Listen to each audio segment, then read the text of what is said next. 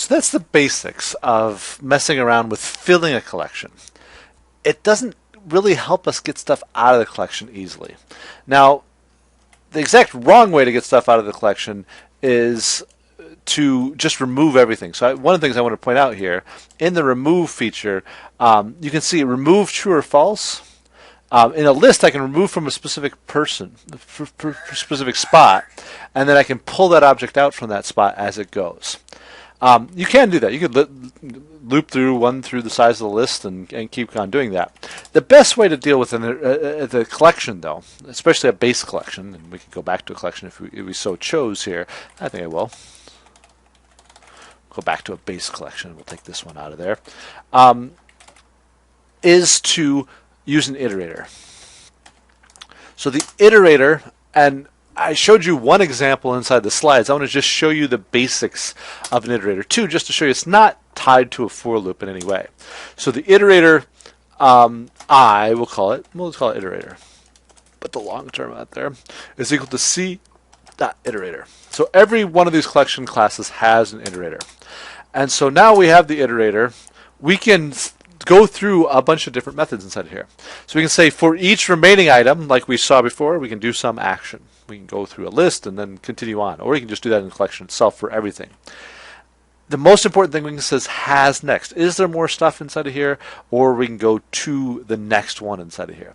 So it continues to go through it. If we get to the end of the list, we keep asking, then we get a no such element exception. So we have to be careful in how we run the list. So a couple different ways. We could use the for loop like you saw inside of there, or you could use a while loop. So you can say while iterator dot has next. It'll keep looping around. And then here I can say object O is equal to, bring that back over here, iterator dot next, control space, next. I can do whatever I want to with this object. So I'll do system.out.println o.toString, because that's the way to make any object into a string. So these are strings, but just a safe way to make sure they become a string, because every object O has a toString inside of there. So if I run my code now, you can see Nikki Tony Jasper shows you this is the way it prints it out. If you just print the collection, that's the collections formatting class. But now this allows me to print out however I want to, one at a time. The iterator does not tell us the position.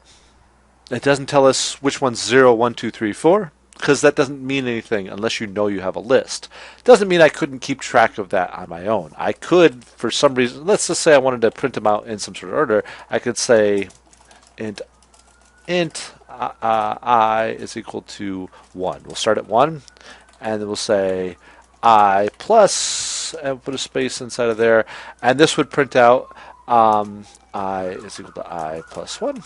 This would print them out with 1, 2, 3, the order that's inside of there. Again, that's not something that's built into the iterator. If you cared about that, and you don't need to care about that, you could do it yourself. You could count it yourself. That's design algorithm-y type stuff, not part of the iterator itself. So only reason I would do that is if I need this number for me, for my logic, for my rules, not because the iterator needs it. Now, we also showed in code we don't need the iterator at all. So again, let's go back and we'll say c.remove Tony, because that's what we had done before. Now if I want to print out the list again, I can just say for object O is in C. And that will iterate through everything. So this is the type that's coming out. So what you would put inside of what comes after the next call. And this is the iterator itself, where I don't have to go through the collection itself, where I don't have to go through and ask for the iterator, the thing that can be iterated on. And then now I can actually just print out this line, which I could also, if I so chose, keep the number there. I'm going to take the number out just for simplicity's sake. But I can go print it out one at a time. So you can see 1, 2, 3, because I did it that way, Nikki, Tony, Jasper, and then I can count through them, Nikki, Jasper. I can take it out and then print out the simpler way. So the iterator allows us to do each of these whichever way we want to. Let's come back for one moment and say I wanted to remove anything that started with the letter T.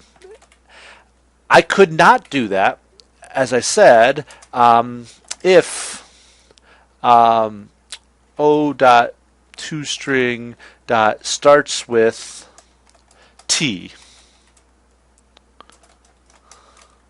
C dot remove O. So let's say I want to remove anything that starts with the letter T. I'm going to print them all out. When I run this, oh, it actually did it there. Okay, so it's because the array list is not as picky about that. There are certain collections, and that's good to know. I had forgotten about that, actually. There's certain collections that will allow you to remove in line. There's other collections that will not allow you to remove in line. I think, this is a good experiment here. If I make this a linked list, I think this might not work. Nope, that one worked as well. This might be an old bit of information there too, but it did allow me to remove it. Maybe it's because I'm not using an iterator here. Maybe it's because I'm using this guy here. So here, this is an interesting test. This is why it's good to play with code from time to time, because I have not played with this in a while. So let's put it over here. Oh, this one seems to work. Yep, it printed out first, so it seems to work as well. They're not breaking anything there. So let's put this, oops, can't put it there, I gotta put it there. Put that there and see. Okay, so that doesn't seem to break that as well. All right, well, maybe my slide is old information. Maybe my slide has been replaced with new information about Java, in which case it's a good lesson. I'll actually leave it in the video instead of correcting it to show you it's always worth testing this stuff. You never know how it's going to change. I didn't make up that exception. I actually caused that exception to happen and copied it over. And when the slides was made, it was a couple years ago, but now that might be something that doesn't exist anymore.